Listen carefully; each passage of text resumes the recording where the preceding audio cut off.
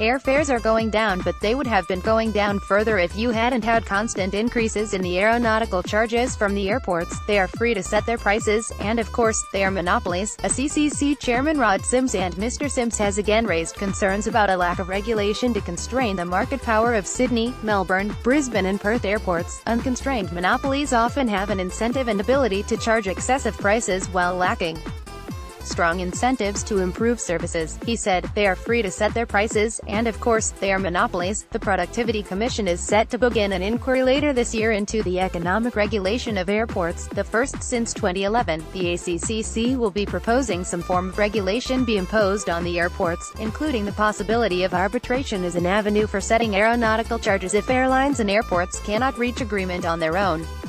The ACCC is concerned about a lack of regulation to constrain the market power of the largest airports. Photo, Janie Barrett. It would give airlines enough clout to get a good deal. Mr. Sims said, high fees for car parking have long been a bane of passengers. Sydney Airport had the highest profit margin from car parking for the fourth consecutive year at almost 72 for each dollar of revenue. While the airport's profit margin from car parking fell 1.2 percentage points last financial year, it was still the highest of the four main airports. Brisbane's was 68%, Melbourne, almost 60%, and Perth, 52%, but an 8% fall in the number of vehicles passing through Sydney Airport's car parks each day resulted in total revenue from them falling by almost 1% in real terms to about $135 million.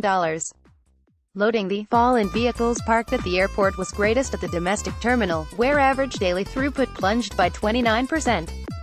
The airport has blamed this on road congestion and disruption from upgrades to thoroughfares around its outskirts, encouraging more people to catch the train to and from the domestic terminal.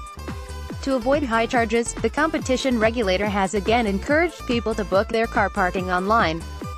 The average parking fee for up to an hour for someone who turned up at Sydney Airport's domestic terminal last financial year was $17.56, compared with $10.73 for an online booking. A drive-up fee for up to 3 hours was almost $34, compared with $20.80 online.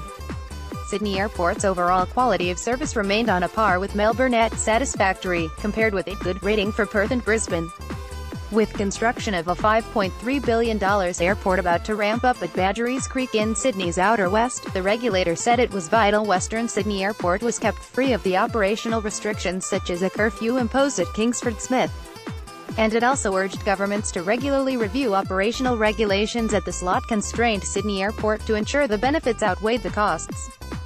Sydney Airport said in a statement that it had been working hard to provide more options for people driving to Kingsford Smith, and almost 40% of those who drove took advantage of the 15-minute free parking. The revenue from aeronautical charges also reflected the fact that it was Australia's largest airport, and it invested about $1 million each day in infrastructure to cater for growth in passengers, it said.